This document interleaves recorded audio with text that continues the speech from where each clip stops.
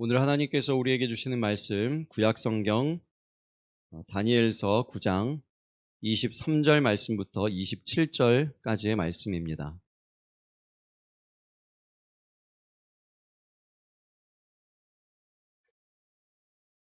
구약성경 다니엘서 9장 23절 말씀부터 27절까지의 말씀.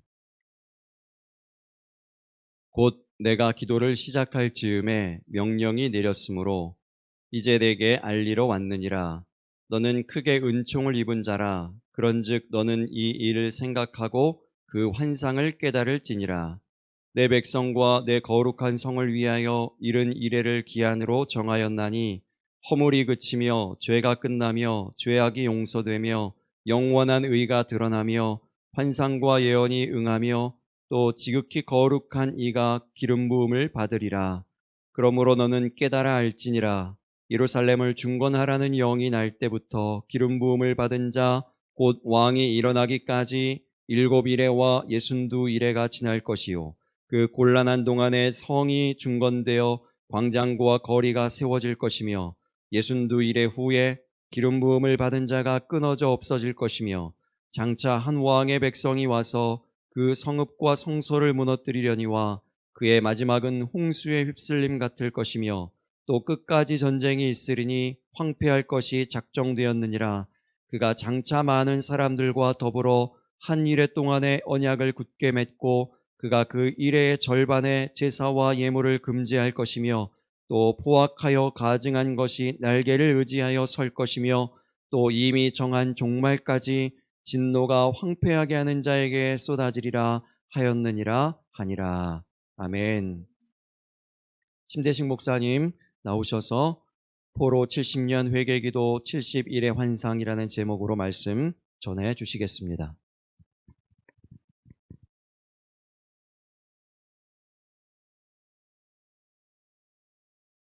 할렐루야, 반갑습니다. 우리 다 같이 예배드리시는 가족들 인사 한번 하겠습니다. 예수님 이름으로 축복합니다. 예수님 이름으로 축복합니다. 네. 오늘 말씀의 제목 우리 같이 한번 하시겠습니다. 포로 70년 회개 기도 70일의 환상.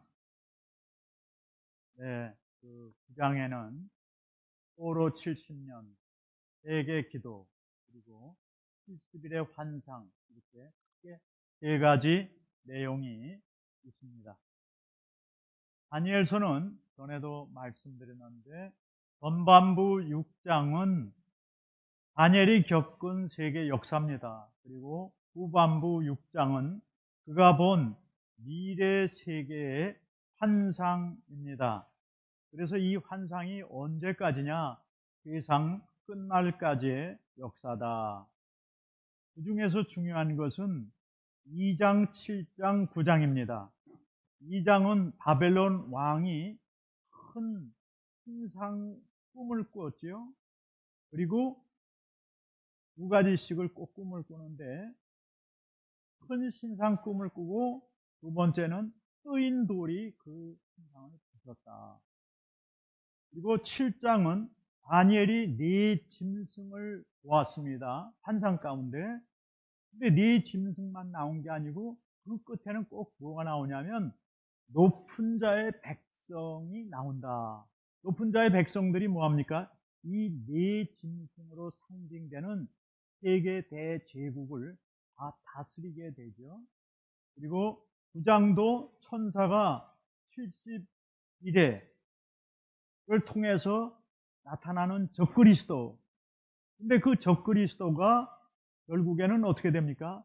멸망되고 하나님의 백성들이 예수님과 함께 다스리는 메시아 나라가 온다. 그렇게 구조가 되어 있어요. 그래서 다니엘서는 각 장마다 공통적으로 세상 나라가 나오고 멸망하고 하나님 나라가 나오고 승리합니다. 이 두 가지가 이렇게 대비되어서 나오는데 세상 나라는 매우 위대하고 거대해 보이고 아주 무섭습니다. 엄청납니다. 사람 눈으로 보기에는. 그런데 그 뒤에 나오는 이 뜨인 돌과 높으신 자의 백성들의 나라와 메시아 왕국은 눈에 보이지 아니하고 연약한 것 같은데 이 앞에 모든 세력들을 무너뜨리고 최종적으로 들어선다. 이런 것이 다니엘서의 내용이고 이것이 곧 세계의 역사입니다. 그래서 오늘은 이제 첫 번째 포로 70년이 회복되는 이야기가 나오는데 메디아 아하수로의 아들 다리오 원년에 예레미야의 예언서를 읽다가 이 다니엘이 포로 생활이 70년 만에 회복되는구나 이것을 깨닫은 것이죠. 그래서 예레미야서 29장 10절 여러 군데 있는데 10절만 대표적으로 29장 10절 읽으면은 여호와께서 이와 같이 말씀하시니라. 바벨론에서 70년이 차면 내가 너희를 돌보고 나의 선한 말을 너희에게 성취하여 너희를 이곳으로 돌아오게 하리라. 70년이 지나면 돌아오게 하신다. 여러분 다니엘서 9장을 다 집에서도 폈죠? 성경을 꼭 펴시고 눈으로 성경을 여러분이 직접 봐야 증거가 됩니다. 이 70년은 왜 70년 포로 생활을 하면 돌아온다고 하나님께서 예레미야를 통해서 말씀하셨을까? 그냥 적당히 70년 이렇게 말씀하신 게 아니고 그 역대하 36장 21절에 보면 이에 토지가 황폐하여 땅이 안식년을 누림같이 안식하여 70년을 지냈으니 여호와께서 예레미야의 입으로 하신 말씀이 이루어졌더라. 왜 70년 포로 생활을 하나님이 예정하셨냐면은 이분들이 안식년을 지키지 않은 거죠.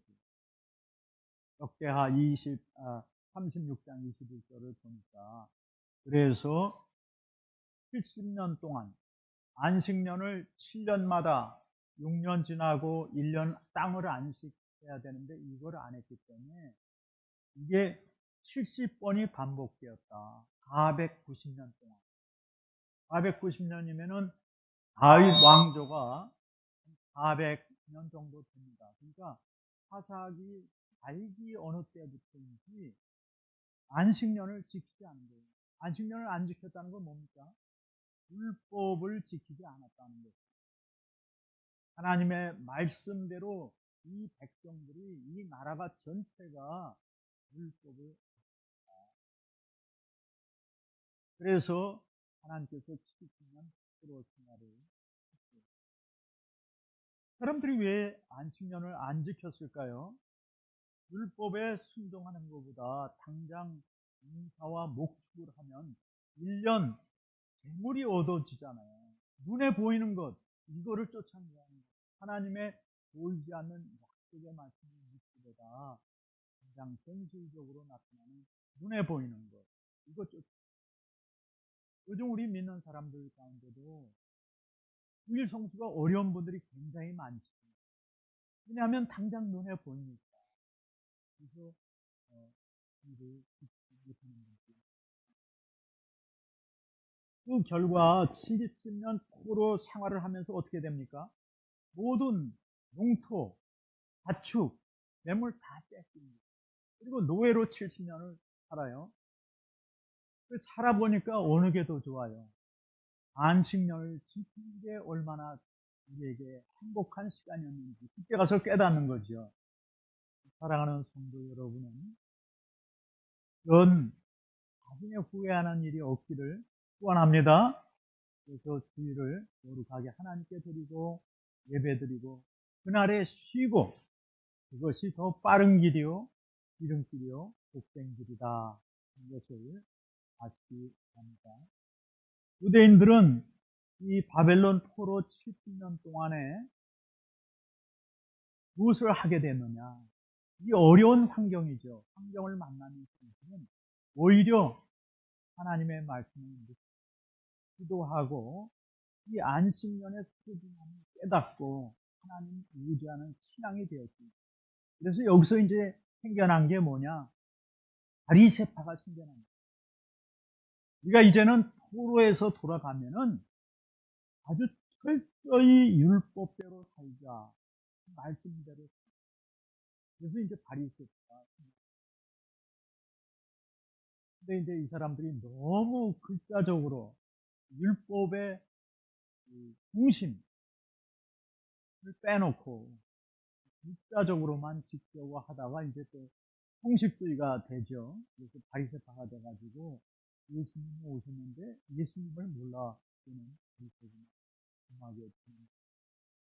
여러분, 우리가 살면서 고난의 시간을 만난다면 그 시간에 절망하고 좌절할 필요 없고 그 시간에 오히려 영으로 있고 또 그리고 하나님께 주시면 하나님의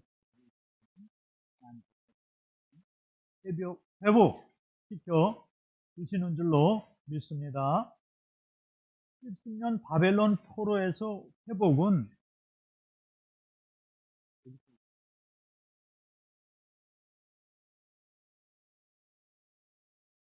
무슨 말이냐?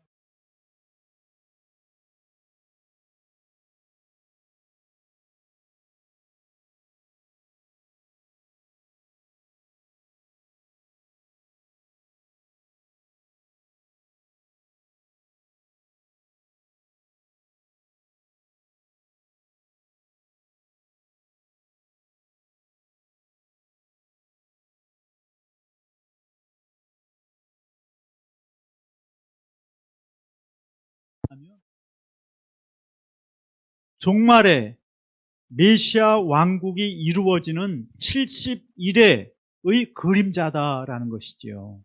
그래서 이 70일의 예언은 앞에 포로 생활 70년의 마지막 완성입니다. 완전한 하나님 말씀의 성취가 되죠. 그래서 이 70년 포로 회복이 70일의 예언으로 9장에서 연결이 됩니다. 이제 두 번째, 다니엘이 그 70년 끝나면 바벨론 포로에서 돌아간다는 것을 깨닫고 나서 그가 뭘 했냐? 자신과 이스라엘 공동체를 위해서 회개 기도를 합니다. 여러분 3절과 4절 우리가 이제 한번 같이 읽겠는데, 내가 금식하며 베옷을 입고 죄를 무릅쓰고 주 하나님께 기도하며 간구하기를 결심하고 내 하나님 여호와께 기도하며 자복하여 이르기를, 크시고 두려워할 주 하나님, 주를 사랑하고 주의 계명을 지키는 주를 위하여 언약을 지키시며 그에게 인자를 베푸시는 자시여, 우리는 이미 범죄하여 패역하며 행악하며 반역하며 주의 법도와 규례를 떠났으며, 6절, 우리가 또 주의 종 선지자들이 주의 이름으로 우리의 열왕과 우리의 방백과 열조와 온 국민에게 말씀한 것을 듣지 아니하였나이다. 다니엘이 이제 회복되겠구나, 그리고 나서 깨닫고 나서 회개 기도를 합니다. 감사 기도를, 우리 같으면 감사 기도를 할 텐데 왜 회개 기도를 할까요? 여러분, 우리가 회복될 때 자기의 죄를 깨닫지 못하고 회개하지 않으면요, 회복되어 가지고 다시 똑같은 죄에 또 짓습니다. 반복이 되는 거예요, 죄가. 그러면 그 죄 용서받고 또 죄 짓고 용서받고 또 죄 짓고, 이 나쁜 사이클이 계속 반복이 되죠. 우리가 계속 이렇게 반복되면 되겠어요? 그리고 반복이 되면 더 어떻게 돼? 상황이 더 점점 나빠지겠죠. 그러니까 이 잘못된 사이클을 막는 길은 회개하는 길이에요. 내 잘못이 무엇인지, 내가 회개할 점이 뭔지, 내가 고쳐야 할 점이 뭔지, 여러분 우리가 자녀를 교육할 때도 그렇잖아요. 그 부모가 뭐 아무래도 용서해 주죠. 잘못했어도 한두 대 때리고 용서하지만 아이가 그냥 한두 대 맞고 나 끝났어. 그리고 또 잘못하면 이거 계속 그 다음에 또 때리고 또 잘못하고 이거 반복이에요. 그러니까 때리는 것도 중요하지만 아이가 뭘 잘못했는지 깨닫게 하는 게 참 중요하다. 여러분 부부싸움도 마찬가지예요. 하고 나면 서로 뭐 서먹하게 얼마 지나다 어떻게 해서 또 말이 트고 회복되고 이거 계속 반복되면 안 돼요. 문제가 뭔지를 찾아야 돼요. 그리고 내가 고쳐야 될 게 뭔지 자기를 회복해야 돼요. 자기 죄를 돌아보고 내 잘못을 고쳐야 돼요. 근데 거기서 또 상대방의 잘못만 찾으려고 하다 보면 또 싸움이 되죠. 그래서 화해하려다가 또 싸우는 경우 굉장히 많이 봤어요. 그러니까 자기 잘못만 봐야 돼. 그리고 자기 잘못을 회개해야 돼. 그래서 다니엘이 회개 기도를 하는 거예요. 감사 기도를 하지 아니하고 회개 기도를 합니다. 그 회개하는 내용이 세 가지예요. 먼저는 개인적인 회개를 하죠. 1절, 2절은 자기가 개인적으로 회개하는 거예요. 금식하고 베옷을 입고 죄를 무릅쓰고. 금식한다는 건 육신의 힘이 쫙 빠지는 거죠. 그렇죠? 육신적으로 내가 살지 않겠다는 것이지요. 그리고 이제 그 베옷을 입는다. 여러분 베옷은 제일 모양이 없는 옷이에요. 그리고 그 풀로 만들었기 때문에 그 보기에도 뭐 그렇게 아름답지도 않아요. 겨우 그저 부끄러움만 가리는 정도가 베옷입니다.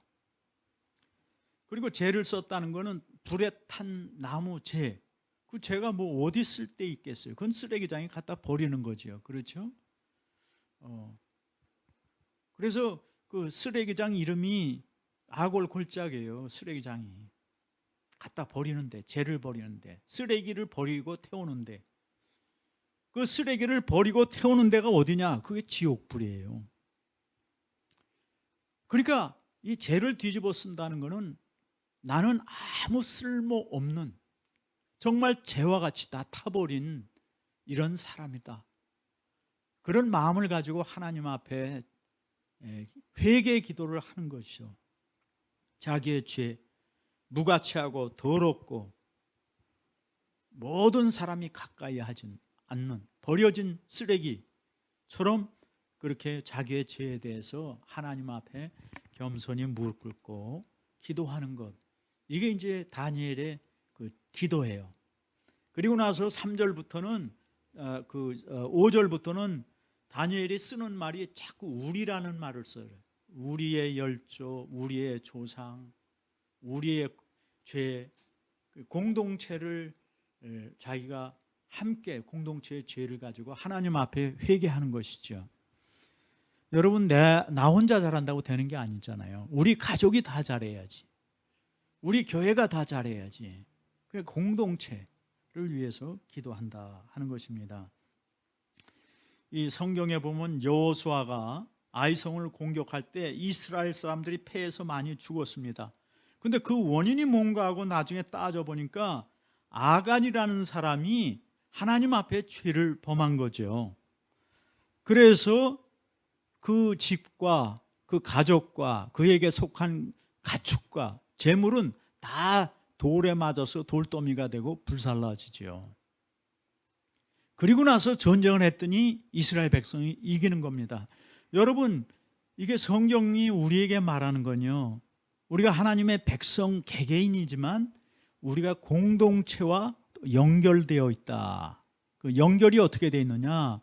이 자동차 부품처럼 이렇게 끼워 맞추는 게 아니라 우리는 서로 피가 통하게, 신경이 통하게 유기적으로 연결되어 있어요. 그래서 손가락이 아프면 손가락 하나만 아프고 썩는 것이 아니라 내 온몸이 고통을 느끼고 아프다는 것이죠. 이게 공동체예요.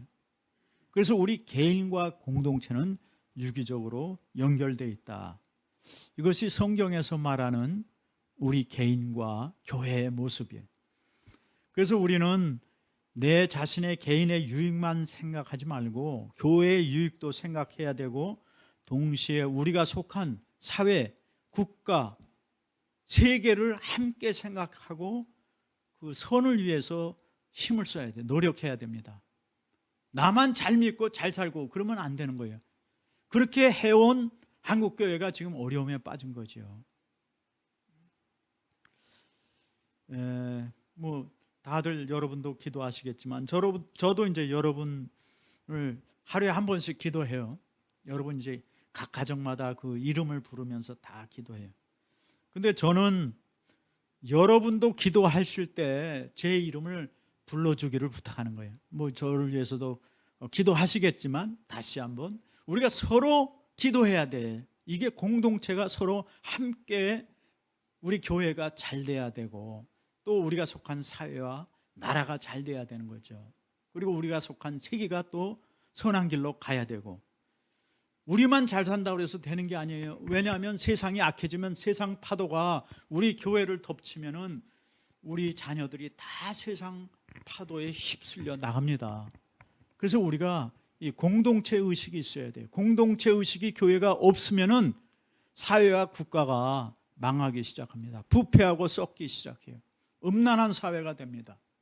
그리고 뭐 동성애를 우리가 하자고 막 이렇게 부르짖는 거예요.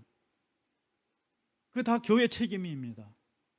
교회가 사회에 대한 책임을 안 했기 때문에 그런 법이 정해져서 지금 사회가 이 형편에까지 이른 것이지요. 그래서 다니엘은 그 기도를 자기 자신과 공동체를 위해서 기도하는 것입니다.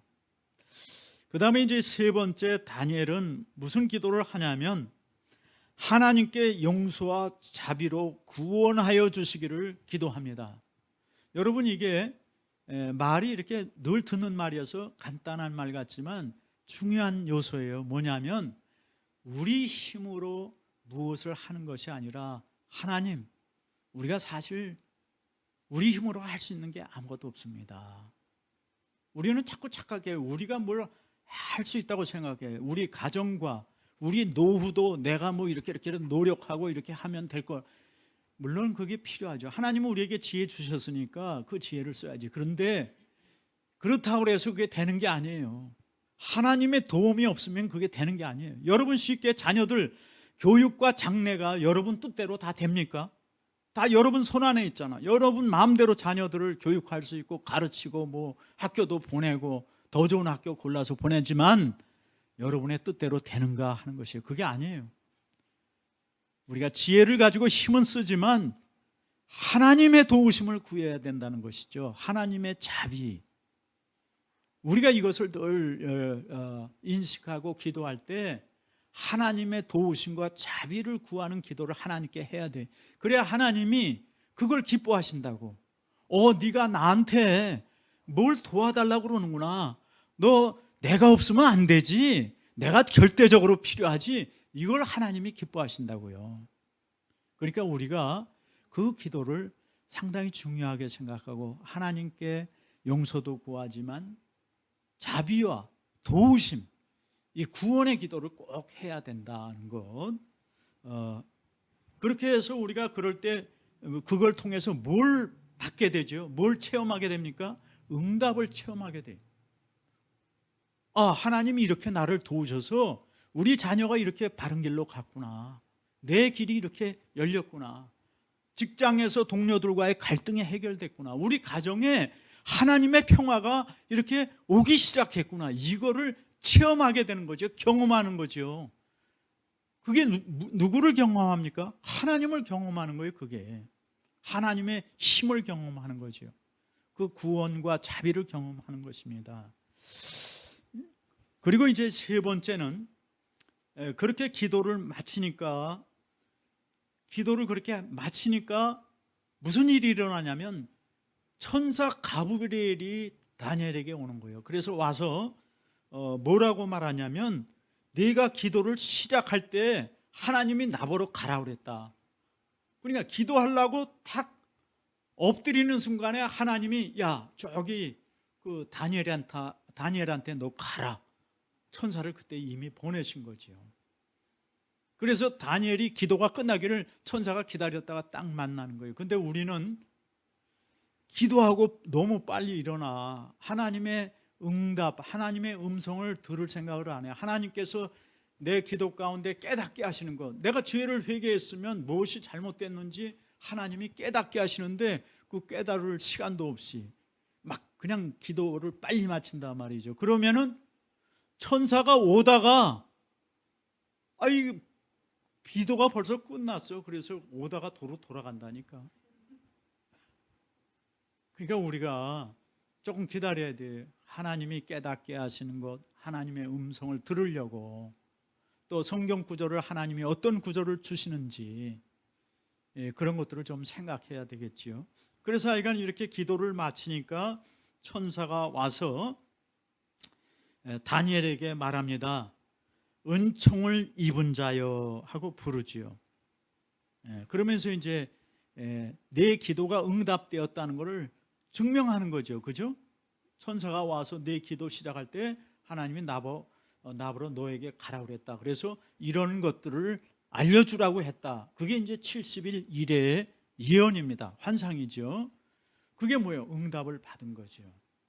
여러분이 살면서 응답을 많이 받았죠. 받은 경험이 있죠. 여러분 그때마다 그 응답은요, 천사가 여러분에게 왔다 간 거예요. 하나님이 보낸 천사가 왔다 간 거예요. 근데 우리가 눈에 안 보여서 그런 거지. 그게 저절로 되는 게 아니라고. 그냥 하나님이 매직으로 하는 게 아니야. 천사를 보내서 응답하시는 거예요. 그게.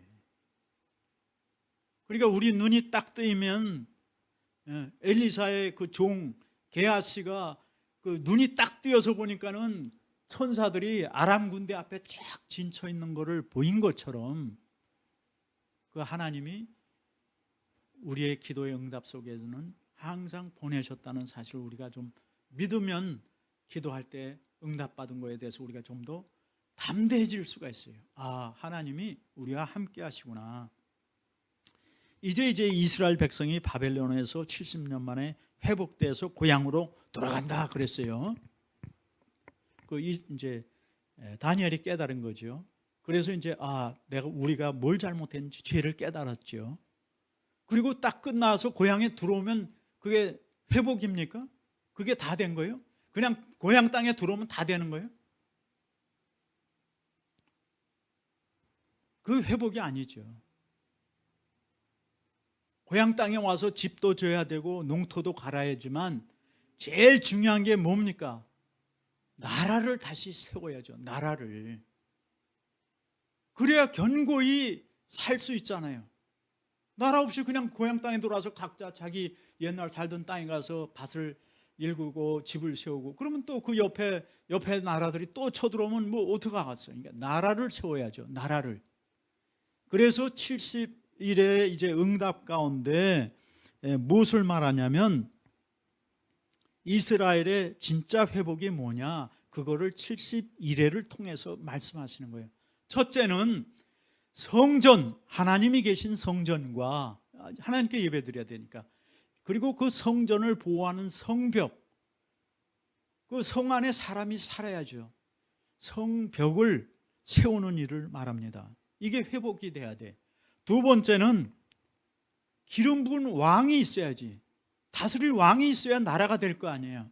그러니까 왕을 세우는 일을 말해요. 두 번째가 기름 부은 왕.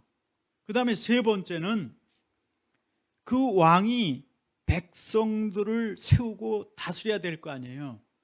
그러면 백성들을 모아야죠. 그리고 세워야죠. 세운다는 게 뭐예요? 하나님의 백성으로 세워야지. 율법을 가르치고 하나님께 순종하는, 하나님께 예배하는 하나님의 백성으로 다시 세워야죠. 이것을 구약에서는 하나님의 군대라 그랬어요. 군대가 있어야 될 거 아니에요. 나라가. 그래서 성전과 성을 회복하고, 두 번째는 왕을 세우고, 세 번째는 백성, 하나님의 백성을 세우는 일을 말합니다. 이게 70일의 예언이에요. 회복되는 새 이스라엘의 나라에 대해서 70일회를 통해서 말씀하시는 것이 70일의 예언이다. 그래서 이제 24절에 우리 같이 읽겠습니다. 내 백성과 내 거룩한 성을 위하여 이른 이래를 기한으로 정하였나니 허물이 그치며 죄가 끝나며 죄악이 용서되며 영원한 의가 드러나며 환상과 예언이 응하며 또 지극히 거룩한 이가 기름 부음을 받으리라. 아멘. 그러니까 24절은 70일에 대해서 전체 요약입니다. 전체 요약. 그리고 그 내용이 세 가지가 나오죠. 내 백성과 거룩한 성을 위해서 이른 이래로 기한을 정하였다. 이른 이래라는 것은 70주를 말합니다. 70주간, 주간. 이제 그 이래라는 것이 우리 한글로 하루, 이틀, 사흘, 나흘, 닷새, 엿새, 일해. 7일 아니에요, 7일. 일해가 7일이죠. 그죠? 그 다음에 이제 여들에, 아흘에, 열흘. 우리는 이렇게 세잖아요. 그래서 일해는 7일을 말합니까? 7일을 말합니다. 7 days, 1 week. 그러니까 70주간이 있다, 그런 뜻이에요. 70주간이 있다. 그러면 날수로 계산하면 몇 날이 됩니까? 490일이 되죠. 77이 49에서 490일이 되는데 이 490일을 성서학자들은 모두 490년으로 해석하는 거예요. 하루를 1년으로 쳐서. 그래서 이제 그 70일에로 새 이스라엘 회복에 대해서 하나님이 기간을 딱 정하셨다. 그리고 이제 그 기간 동안에 무슨 일을 하는지 셋으로 나눠서 하나님이 말씀하시는 거예요. 아까 그 세 가지 얘기했죠. 성전과 성을 회복하고 메시아 왕을 세우고 하나님의 백성을 세운다. 이 세 가지 일을 70일을 셋으로 쪼개서 그것에 대해서 첫 번째 구간이 7일에 77이 49, 49년 동안 이런 일을 하신다. 그게 이제 그 다음에 내용이죠. 그래서 이 70일회가 이제 예언이 끝나면은 70일회가 끝나면은 이게 무슨 일로 연결이 되냐면 새 이스라엘 나라가 회복이 되면 이 나라는 다시 무너지는 나라가 아니에요. 이 땅에 세워졌지만 그 끝은 영원한 나라로 연결되어 있어요. 왜냐하면 왕이 예수 그리스도시니까. 그래서 첫 번째 기간에는 예수님이 초림으로 오셔가지고 예루살렘 성에 왕으로 즉위하죠. 입성해요. 호산나 하면서 입성하고 그때 죽으시고 부활하셔가지고 하늘에 계시다가 마지막 한 주간, 한 일해 동안이 끝날 쯤에 내려오셔서 재림하시면은 이 세상에서 이 시작되는 나라가 완전히 새 나라로 영원 나라로 연결이 되는 것이 이 70일의 예언입니다. 그러니까 70일회가 끝나면 세상 역사 끝나는 거죠. 그리고 완전히 하나님이 다스리는 나라가 된다. 이게 70일의 예언입니다. 그래서 이것은 굉장히 중요한 예언이죠. 그리고 그 새 이스라엘의 역사가 완성되면 세상 역사는 끝이에요. 더 이상 없습니다.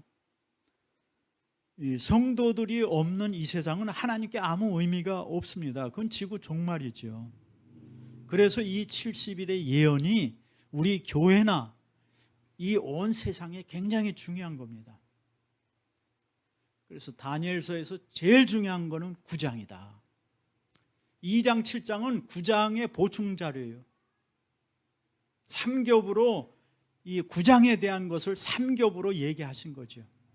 하나는 바벨론 왕의 꿈을 통해서 다니엘의 네 짐승 꿈을 통해서 예언하신 게 이 9장의 내용이고 그 9장에서 제일 중요한 거는 24절에서 27절 이게 제일 중요하다. 그래서 완전한 새 이스라엘이 회복되는 게 9장 24절에서 7절 내용이다. 여러분이 이제 외우기 좀 쉽게 6.25 전쟁 때 서울이 회복이 된 적이 있죠. 그죠? 회복이 됐죠. 회복이. 그래서 지금까지 이제 서울이 있는데 그때 회복된 날짜가 언제입니까? 서울 회복된 날짜가 9월 28일. 그래서 9.28 서울 수복이다. 뭐 이런 얘기를 우리가 역사에서 배우는데 여러분이 그렇게 생각하시면 돼. 다니엘서에 9장 28절은 없어요. 근데 28절은 새 이스라엘의 완전한 회복이다 이렇게 생각하시고 24절에서 27절에 이게 중요하구나 이렇게 생각하시면 되겠습니다. 자, 70일의 시작은 언제인가? 25절에 너는 깨달아 알지니라 같이 예루살렘을 중건하라는 영이 날 때부터 기름 부음을 받은 자 곧 왕이 일어나기까지 7이레와 62이레가 지날 것이요 그 곤란한 동안에 성이 중건되어 광장과 거리가 세워질 것이며 예루살렘을 중건하라는 영이 날 때부터 시작한다 이렇게 말하고 있죠. 70일에가 언제 시작하냐? 영이 날 때부터. 그래서 영이 나면은 기름 부은 자 왕이 일어날 때까지 7일에와 62일에가 지난다. 그러니까 합해서 69일에가 지난다는 거예요. 69일에가 지나면 뭐가 생겨요? 예루살렘 성전과 성이 생기고 두 번째는 기름 부은 왕 메시아가 오신다는 거죠. 메시아. 이 두 가지가 일어난다. 그래서 이제 어떤 사람은 이거 예루살렘 성전이 중건되니까 그때를 시점으로 잡아요. 그러니까 이게 또 안 맞아. 근데 이제 여기 보면 예루살렘을 중건하라. 그러니까 전체를 말하는 것 같아요. 그래서 예루살렘 성전을 기준할 때와 성벽을 기준할 때 조금씩 연도가 다른데 이건 그렇게 크게 중요하지 않아요. 왜 중요하지 않냐면 거꾸로 계산하면 돼. 예수님이 호산나 하고 예루살렘 성에 입성한 때가 주 한 33년쯤 되니까 거기서 그냥 거꾸로 빼면 483년 빼면 되지. 기점은 어디가 됐든지 그렇게 중요하지 않다.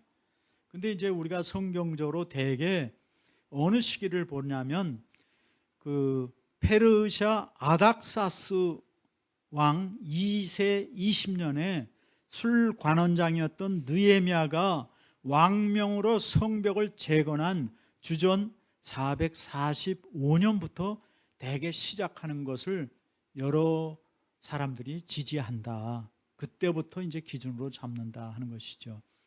그래서 그 주후 33년으로 따지면 이게 483년이 조금 넘어요.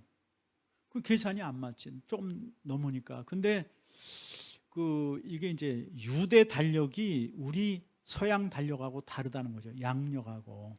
그래서 유대 학자들 가운데 예수 믿은 사람들이 이걸 계산하면 그게 딱 맞다고 또 그래요. 근데 그거 맞다는 거 다 설명하려면 굉장히 오랜 시간 걸리니까 그냥 그거는 중요하지가 않아. 왜 안 중요하냐? 우리에게는 다 지나간 이야기예요. 다니엘에게는 미래 이야기지만 69일의 이야기는 우리에겐 다 역사적으로 지나간 그리고 현실적으로 일어난 이야기이기 때문에 그렇게 중요하지 않다는 거예요. 우리가 이제 알긴 알아야죠. 알긴 아는데 중요하지 않다. 그래서 70일에는 세 기간으로 구분됩니다. 26절 같이 읽겠어요. 62일의 후에 기름 부음을 받은 자가 끊어질 것이며 장차 한 왕의 백성이 와서 그 성읍과 성소를 무너뜨리려니와 그의 마지막은 홍수에 휩쓸림 같을 것이며 또 끝까지 전쟁이 있으리니 황폐할 것이 작정되었느니라. 그가 많은 사람들과 더불어 한 이레 동안의 언약을 굳게 맺고 그가 그 이레의 절반에 제사와 예물을 금지할 것이며 또 포악하여 가증한 것이 날개를 의지하여 설 것이며 또 이미 정한 종말까지 진노가 황폐하게 하는 자에게 쏟아지리라 하였느니라. 이게 이제 종말에 일어날 일이기 때문에 우리가 이제 굉장히 이거는 잘 알아야 돼요. 한 단어가 중요하죠. 그래서 이제 알아야 되는 부분인데, 일단은 여러분 70일에는 세 기간으로 나눈다. 이것은 우리가 이제 배웠죠. 그래서 제가 표를 하나 가져왔는데, 첫 번째가 7일에 첫 번째 기간이죠. 49년. 그 다음에 이때 뭐가 이루어진다고요? 첫 번째, 성전과 성벽이, 예루살렘 성이 세워졌다. 두 번째, 62일에 434년이 지나면 무엇이 이루어지죠? 기름 부은 왕 예수님이 입성하는 거예요. 예루살렘 성에 입성해. 그리고 나서 그 다음에는 이 세 단계 중에서 하나가 떨어지고 중간에 뭐가 있느냐? 복음이 전파됩니다. 복음이 전파되고 이때는 됐어요. 이때는 이방인의 때예요. 이방인의 때. 그래서 이 이방인의 때에 복음이 전파되면서 이방인들이 예수를 믿고 주님께 돌아와서 하나님 백성이 되는 거죠. 그래서 성경에 뭐라 그랬어? 이방인의 때가 마치기까지 한일해가 안 오는 거예요. 이방인의 때가 맞춰지면 한일해, 마지막 한일해가 여기 시작됩니다. 이 한일해는 7년이죠. 7년 동안의 일이 다니엘서에는 자세히 기록되어 있지 않고 이것만 뚝 띄어서 요한계시록으로 맨 끝에 가 있는 거예요. 왜? 세상 끝이니까. 이게 세상 종말에 일어날 일이기 때문에 이 한일해가 맨 끝으로 가 있는 거죠. 그래서 요한계시록에는 7년이란 말이라거나 3년 반이라거나 이런 말이 없어요. 계시록, 다니엘서에서 나오는 거예요, 이게. 그래서 이게 계시록으로 가서 한일해가 되는 겁니다. 7년. 그래서 여기서는 예수님이 초림에서 죽으시고 부활 승천하시고 우리 이방인들이 구원받다가 이방인의 때가 딱 맞춰 복음이 다 전파되면 끝이 나는 거죠. 끝이 나면 한일해가 시작됩니다. 시작되면 이 한일해 오간 언제인지 예수님이 재림하시면 완전히 끝나는 거예요. 완전히. 근데 이제 어느 교파는 예수님이 한일해 첫 번째 해에 오신다. 어떤 교파는 중간에 오신다. 어떤 교파는 끝에 오신다. 이 세 가지 이론이 있습니다. 세 가지 이론은 다 어느 게 맞다, 틀리다 우리가 말하기가 좀 어려워요. 해석 자체가 어려우니까. 근데 우리는 끝에쯤 오시는 걸로 생각하고 이 환난을 통과할 준비를 해야 돼. 우리가 여기 7년 시작할 때 오는 걸로 알고 신앙생활 게을리하다가 예수님은 와버리면 안 되니까 환난 통과할 거를 준비하고 신앙을 아주 단단히 준비해서 가져야 제일 안전하다 하는 말씀을 좀 드립니다.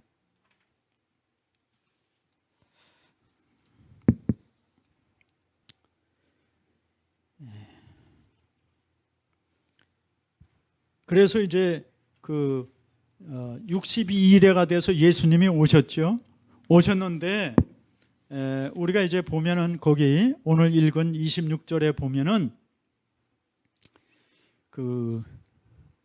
62일의 후에 기름 부음 받은 자가 끊어져 없어질 것이다.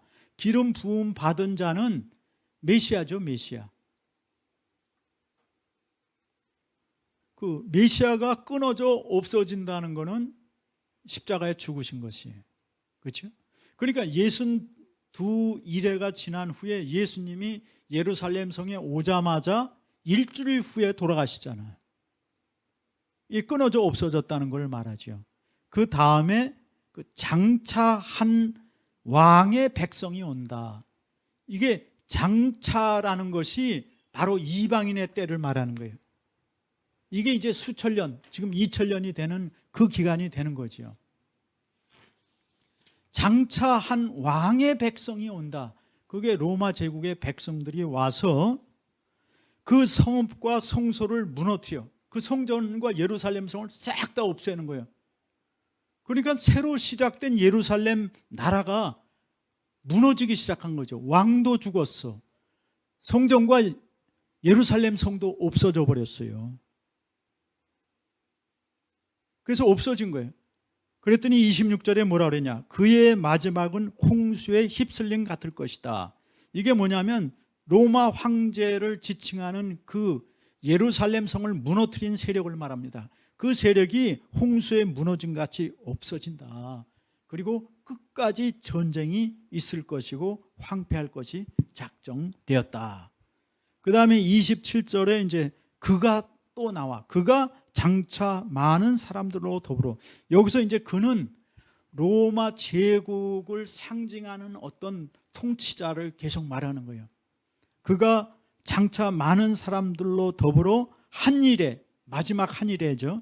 한 일에 언약을 맺고 그가 그 일의 절반에 제사와 예물을 금지한다. 제사와 예물을 금지한다. 그가. 그러면은 성전이 다 없어졌는데 무슨 제사와 예물을 금지해? 그러니까 거기에 다시 뭐가 선다? 제3성전이 선다는 걸 말하는 거죠.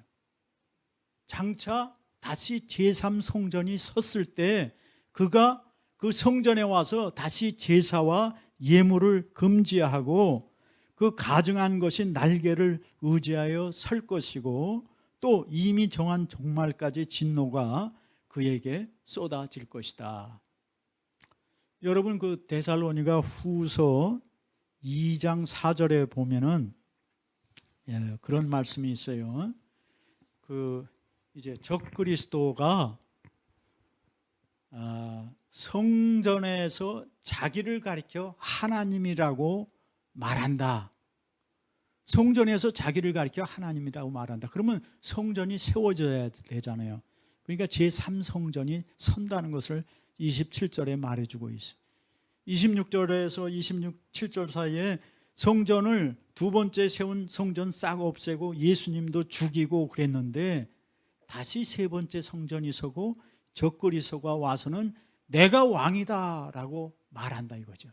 그리고 제사와 예배를 폐하고 미운 것을 그 성전에 세운다. 이것이 마지막 한 일에 될 이야기입니다. 여러분 그 27절에 나오는 그는 로마 제국을 이어온 세력이죠. 그 장차 나타날 적그리스도예요. 근데 여러분이 요즘 금년 6월 23일 날 네덜란드 헤이그에서 평화 궁전이 있어요. 카네기 재단의 산하기관에서 아마 후원을 한 것 같아. 그래가지고 평화 궁전이라고 유튜브 찾으면은 큰 그 멋있는 궁궐 같은 건물이 있어요. 근데 그 건물에서 뭐를 하려고 그랬냐면 6월 23일 날 세계 종교 통합 대회를 하려고 했어요.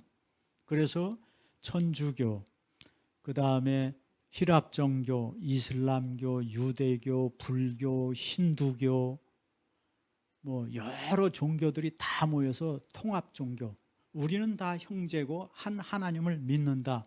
그 대회를 하려고 거기서 그랬어요. 그리고 나서 그들이 뭘 하냐?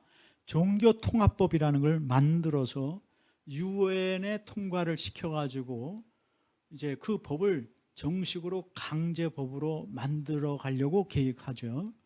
그래서 그 종교통합법에 따르지 않는 예수만이 구원자이다, 구세주다라고 하는 사람들은 처벌할 수 있도록 그렇게 그런 것들을 그 안에 넣어가지고 그 종교통합법을 만들어서 유엔에 통과시켜서 그것을 각 나라에게 시행하는 쪽으로 점차 이걸 만들어 가려고 준비하고 있다. 그래서 그 여러분이 이제 평화궁전을 딱 치면은 그 안에 뭐가 있냐? 국제사법재판소가 그 건물 안에 들어있어요. 그 다음에 2002년에 생긴 국제형사재판소가 또 그 안에 들어있어. 사법재판을 하려면 형사가 있어야 하잖아요. 그렇죠? 검사. 그러니까 형사재판소가 있어가지고 그 검사들이 범죄를 수사할 수 있도록 그런 것을 123개국이 조약에 가입해서 지금 금년에 아프간에서 전쟁한 미군들을 자기네가 데려다가 조사하겠다. 뭘 조사하냐면 그 전쟁 동안에 포로로 잡은 사람들에게 어떻게 고문했는지를 조사하겠다는 거예요. 그래서 미군들을 처벌하겠다 그러고 있는 거죠. 그러니까 트럼프 대통령이 그 VOA 방송에 나온 6월 10일 그 방송 6월 10일쯤 돼요. 거기에 보면은 트럼프가 그 형사 재판소를 거기에 그 직원들을 미국 비자 안 준다. 그리고 그 가족의 비자도 안 준다. 그들의 재산은 그 뭐라 그러나 압류는 아니고 뭐죠? 이렇게 동결시킨다. 그 행정명령에 사인을 했어요. 그리고 이제 그 형사재판소, 사법재판소 있고 형사재판소인데 형사재판소의 시작은 2002년에 시작되었다고 그래요. 123개국이 가입했는데 가입하지 않은 나라가 미국, 중국, 러시아, 북한 뭐 여러 나라가 있겠죠. 한국은 가입돼 있고. 근데 이제 그것이 그 평화궁에 같이 들어있어요. 그러니까 이 사람들이 뭐를 하려는지 우리가 이제 조금 주의해서 봐야 돼요. 종교통합회의를 해서 대표를 뽑을 거 아니에요. 그렇죠?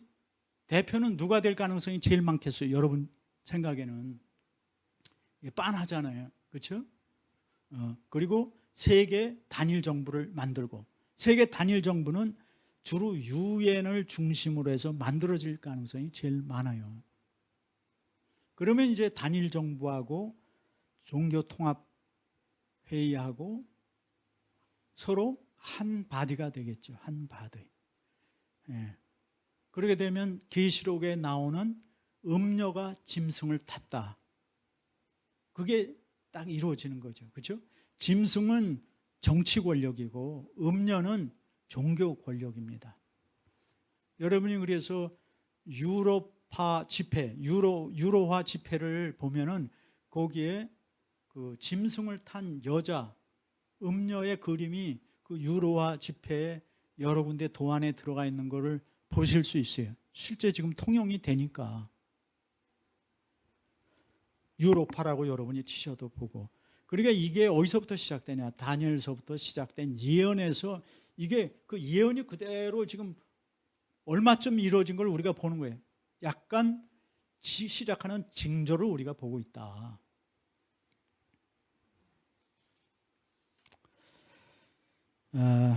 다니엘서 9장의 끝은 27절이 아니고 사실은 24절이에요. 우리가 아까 읽었던 24절. 그러면 이렇게 71회 마지막 한 일회가 다 지나간 다음에 무슨 일이 일어나는가? 그게 이제 24절에 다시 전체적으로 나온 거죠. 24절 우리가 다시 한번 읽겠어요. 내 백성과 내 거룩한 성을 위하여 이른 이래를 기한으로 정하였나니 허물이 그치고 죄가 끝나며 죄악이 용서되며 영원한 의가 드러나며 환상과 예언이 응하며 또 지극히 거룩한 이가 기름 부음을 받으리라. 아멘. 그러니까 이런 이래가 끝났어요. 끝나면 무슨 일이 일어나냐면 죄와 허물이 다 끝나는 거예요. 더 이상 죄와 허물이 없어. 왜? 예수님이 재림했으니까. 그리고 죄악이 다 용서되고 이제 그 의가 영원히 계속되는 거죠. 의가 영원히 계속된다는 건 무슨 얘기예요? 반대로 얘기하면 죄가 없다는 얘기지. 죄가 다시는 안 일어난다. 그리고 환상과 예언이 응한다. 성경의 모든 예언이 다 끝난다는 거예요. 다 이루어져서 끝난다. 그리고 지극한 이가 기름 부음 받는다. 예수님이 재림해서 이제는 온 우주의 왕으로, 왕 중의 왕으로 가신다, 되신다, 그런 뜻이죠. 여러분, 왕 중의 왕이라고 말할 때 요한계시록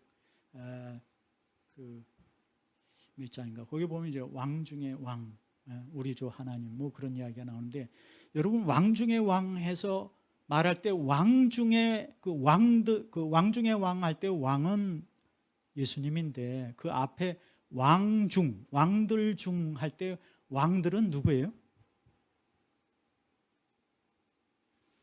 세상의 대통령 생각하면 안 돼. 여러분이에요, 여러분. 우리와 믿는 성도들이 왕들이에요. 베드로서에서 그랬잖아. 너희는 왕 같은 제사장, 거룩한 족속. 여러분이 왕들이에요. 그래서 왕들의 왕 예수 그리스도, 그것을 말하고 있는 것이죠. 여러분이 그러니까 자부심을 가져야 돼. 이 성경의 예언은 우리가 상당 부분 다 성취되었잖아. 구약은 다 성취되고 일부만 남아있고, 그죠? 그러니까 우리가 이 성경을 보면서, 이야, 이 삶이 이렇게 가는구나. 우리의 인생이 이렇게 가는구나. 우리 끝이 이렇구나. 그래서 이런 이래가 끝나면 예수님이 왕이신, 우리는 왕들로 임명된 그런 나라가 이제는 시작돼서 영원히 가는구나. 이게 다니엘서가 그래서 계속 세상 나라와 하나님 나라를 이렇게 비교하면서 가는 거예요. 나라는 왕과 백성이 있어야죠. 그러니까 예수님과 우리가 같이 있는 것을 말하고 있다 하는 것입니다. 여러분, 그래서 예수님과 우리는 승리합니다. 우리가 현재 생활 속에서 예수님 힘으로 승리하는 이 믿음을 배워야 돼요. 훈련하고, 그리고 익숙해져야 돼요. 자꾸 우리 힘으로 살려고 하지 말고 예수님과 함께 주님으로 모시면서 매일마다 기도하고 삶 속에서 훈련을 자꾸 해봐야 돼. 그래서 왕 중에 왕을 모셔야지. 우리가 왕이 아니에요. 우리는 왕들이지, 왕들. 우리 왕을 모시는 연습을 우리가 현재 생활 속에서 해야 된다고. 주님의 뜻대로 주님께 순종하는 법을 우리가 배워야 된다 하는 것입니다. 그래서 성도 여러분, 지금은 7년 중 어느 때 오시든지 깨어 있어야 돼요. 그냥 깨어 있는 것이 아니라 기름을 준비해야죠. 그 기름을 준비하고 깨어 있어야 되는데, 기름은 뭡니까? 성령 충만이고, 성령 충만은 말씀과 기도지요. 말씀과 기도. 여러분, 기름을 준비하고 깨어서 준비하는 성도들 되시기를 예수님 이름으로 축복합니다. 고마우신 하나님 아버지, 오늘 다니엘서 9장을 통하여서 70일에 대해서 하나님이 천사 가브리엘을 통해서 다니엘에게 들려주신 것을 우리가 하나님의 거룩한 말씀으로부터 직접 눈으로 보고 들었습니다. 하나님, 우리가 이 말씀을 하나님으로부터 이렇게 받아서 너무나 감사하고 기쁩니다. 우리 인생길 모든 앞으로의 장래 계획이 다 눈에 보이고 선합니다. 하나님, 우리가 이 소망을 가지고 믿음으로 승리하며 나가게 하시고 예수님을 모실 준비를 저희가 잘하는 성도들 되게 하여 주시옵소서. 성령 충만으로 기름 준비하고 깨어있게 하소서. 예수님 이름으로 기도합니다. 아멘.